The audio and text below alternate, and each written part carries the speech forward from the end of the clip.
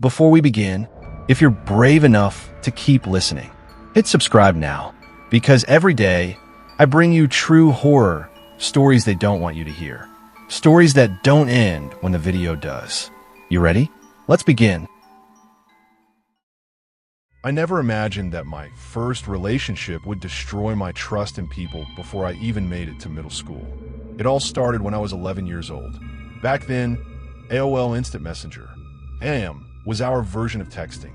It was the way we connected, the way we flirted, and the way we existed when we were too awkward to speak in person. And for me, it was the only way I ever spoke to a boy I thought I was dating. His name was Mark, or at least that's what I thought. It was my best friend Tanya who told me about him. She said Mark liked me. Liked me. I remember how those words made my stomach do backflips. It didn't seem possible. I wasn't the kind of girl boys liked.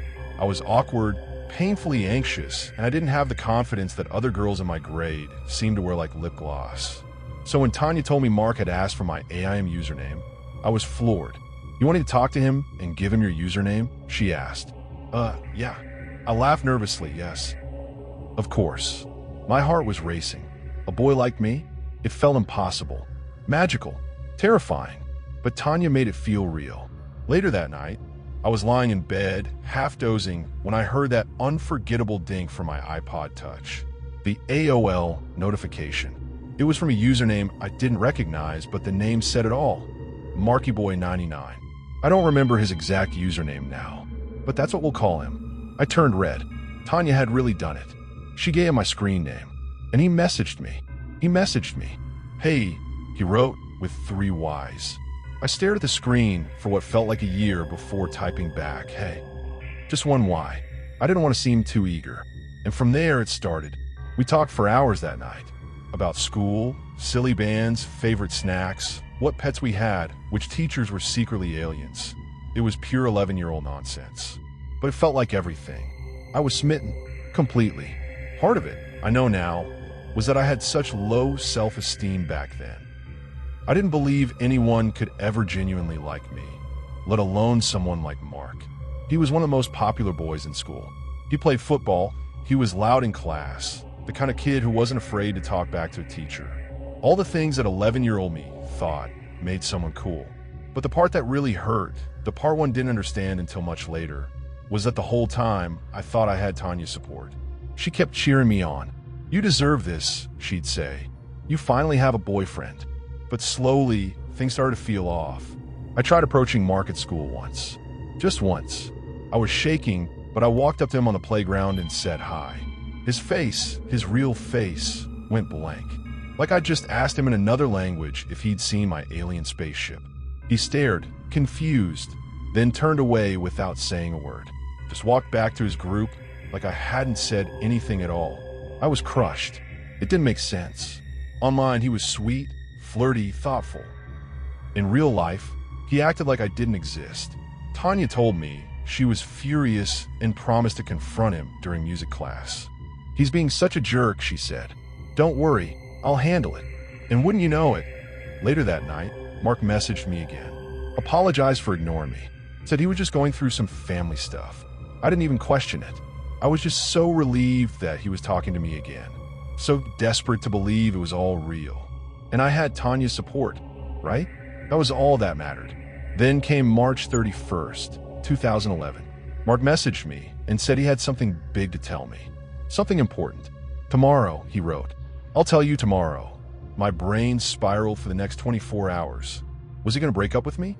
Was he finally ready to hold my hand at recess? Were we going to make it official in real life? I told Tanya. I told my mom. I was buzzing with excitement and anxiety. And then April 1st came. April Fool's Day. I was on Club Penguin when I heard the ding. A message from Mark. "Hey babe," smiley face. I practically screamed.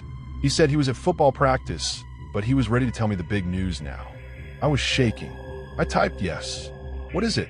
He sent a picture. It wasn't Mark. It was Tanya.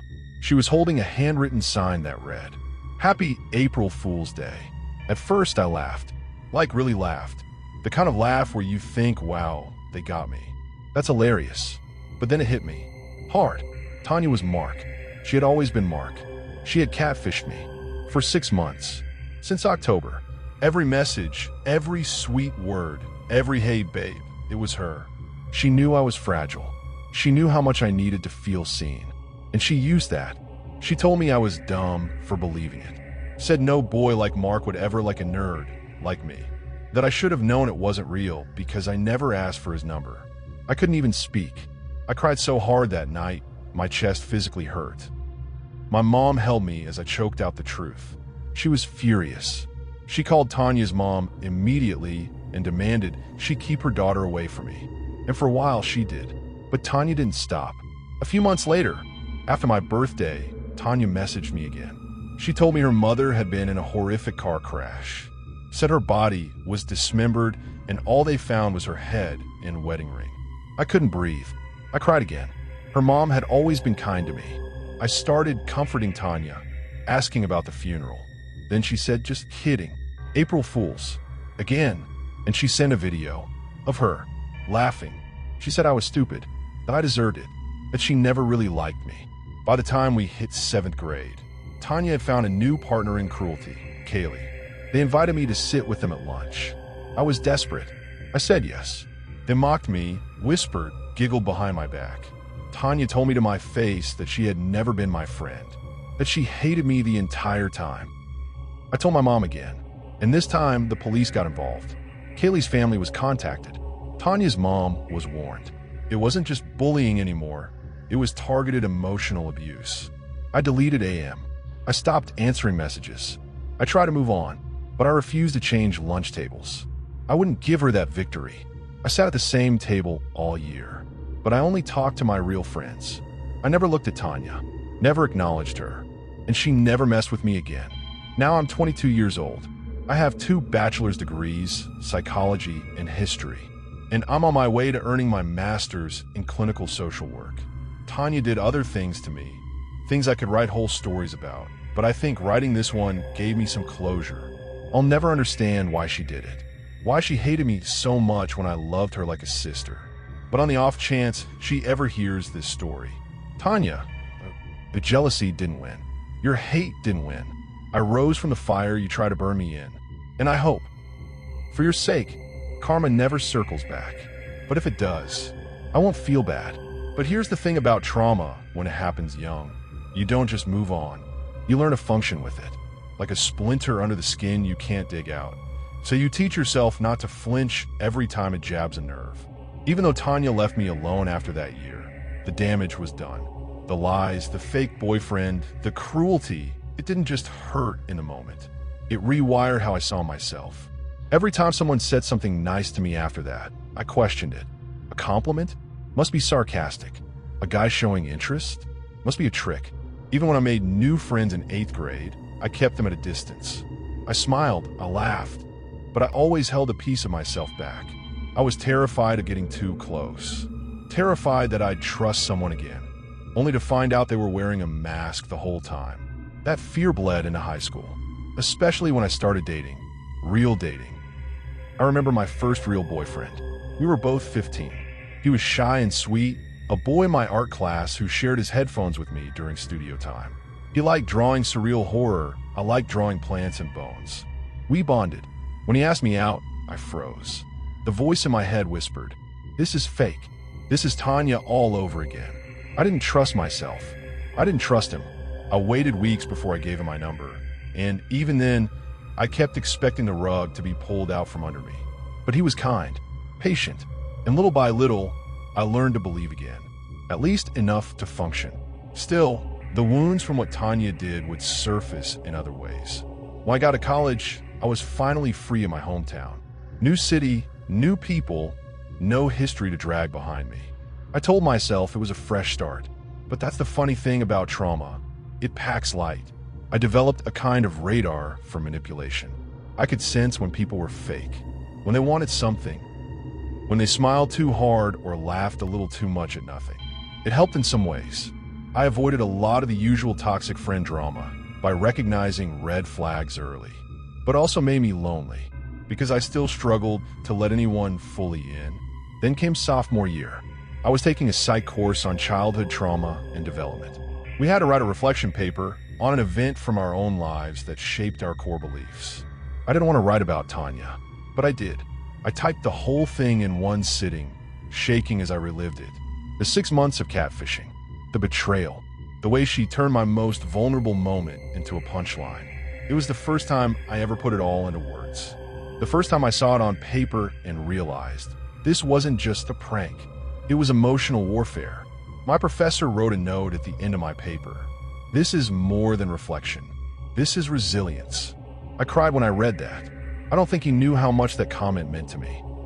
It was the first time someone validated that what happened to me wasn't just childish drama. It was real. It was cruel. And it had consequences. That moment sparked something in me. I started volunteering at a crisis line for teens. Took more psych classes. I started learning about gaslighting, emotional abuse, personality disorders, and how childhood bullying, when weaponized like what Tanya did, can leave scars that take decades to heal. And somewhere in all of that learning, I started healing. Slowly. I won't lie. Even now, at 22, there are days I doubt people's motives. Days I wonder if someone is laughing behind my back. Tanya's voice still echoes in my head sometimes. Still tries to twist the way I see myself. But I talk back now. I don't let her win. I graduated with honors. Got into one of the top grad programs in the country. I work part-time at a shelter for youth survivors of abuse. Kids who've lived through worse than I did. Kids who need someone to believe them. And every time I sit across from a girl who says, they tricked me, or they made me think it was love, or no one believes me because it was just online, I tell her, I believe you, and you're not alone. Because I was that girl. I remember what it felt like to hold your phone like it was a lifeline. To fall in love with words on a screen. To think someone saw you, really saw you, and then find out it was all a game. I remember what it felt like to be the punchline in someone else's joke. And I know how hard it is to climb back from that. But I did. Not quickly. Not perfectly. But I did. And now, I'm making my mission to help others do the same. I've had people tell me to just let it go, to stop holding on to the past. But that's not how healing works. I don't hold on to what Tanya did out of anger anymore. I hold on to it because it reminds me why I chose this path. Because somewhere out there is another 11-year-old girl holding her iPod in the dark, heart pounding, believing she's finally worthy of love. And someone, maybe even her best friend, is about to break that belief in half. I want her to know that it's not her fault. I want her to know she's not stupid, not gullible, not weak. She's just human, and she deserved better. Senior year of college. I'm sitting in a small seminar room for my capstone class, Clinical Trauma Studies. One by one, classmates shared their stories. Abuse, poverty, addiction, betrayal. I listened, my hands clenched in my lap. Finally, it was time for me to speak. I picked up a small leather-bound notebook, my old journal from middle school. I opened it to those painful, raw entries about Tanya, the fake AM conversations, the betrayal. With a trembling voice, I told them everything from that night in the stairwell to the day I deleted AM and walked away from my former life. I didn't hide my tears. I let them fall. When I finished, there was a deep silence. Then one classmate, a survivor of childhood bullying, stood up. They deserved more than your silence, she said. But your courage, it saved me. That moment shattered something inside me. A burden I'd carried since 6th grade started to lift. A few months later, I sat in my apartment at 3 in the morning. I just turned 23. I opened my inbox, drafted a new email to Tanya. You reached out last year. I appreciated your apology. But here's what you didn't realize. I poured my soul onto the page. How her actions impacted me well into adulthood. How I still flinch when someone pings me online. How I question happiness when it's not earned. Then I hesitated and deleted the whole thing. I realized I didn't need to send it. I didn't need her acknowledgement anymore. I needed my own validation. That night, I finally slept peacefully. One spring day, I started an online support group for survivors of relational aggression. I imagined it small, maybe 20 people. The turnout exceeded my wildest expectations. 150 people, sharing stories eerily similar to mine. Fake online crushes. Betrayal by people they thought were best friends. Emotional manipulation that left them distrustful and alone. We spent 12 weeks meeting virtually and in person, healing together. We shared coping strategies, journaling, mindfulness, boundary setting, and even hosted open mic nights where each survivor got to tell their story. I watched people, teenagers, 20-somethings, adults transform. Their eyes brightened, shoulders relaxed, hearts unclenched, and I realized the story didn't die with me. It spread, it healed. Then came the twist I never saw coming. A few months ago, I was invited as a guest speaker at a psychology and trauma webinar. They wanted someone who had both academic credibility and lived experience. It went well. I share my journey. Among the chat messages was one from someone named at Real Tanya Mama. My heart skipped. Was it her? After all this time? I hesitated, then saw the message. Thank you. I see what you created, and I'm proud of you. It inspired me to enroll in my master's in counseling program. Just like that, the image of Tanya changed. Not the teenage bully, but a woman trying to rewrite her own story. It didn't erase everything she did, but it made me wonder, can a person born from cruelty become a healer too? That webinar sparked a collaboration. They invited me to co-create a module on repair and redemption after toxic adolescence. I co-wrote lessons, led group exercises, and even shared my old journal entries, side by side with the resilience tactics I developed. It felt like the final chapter. I was taking the worst part of my life and turning it into a bridge, connecting past pain to future healing for others.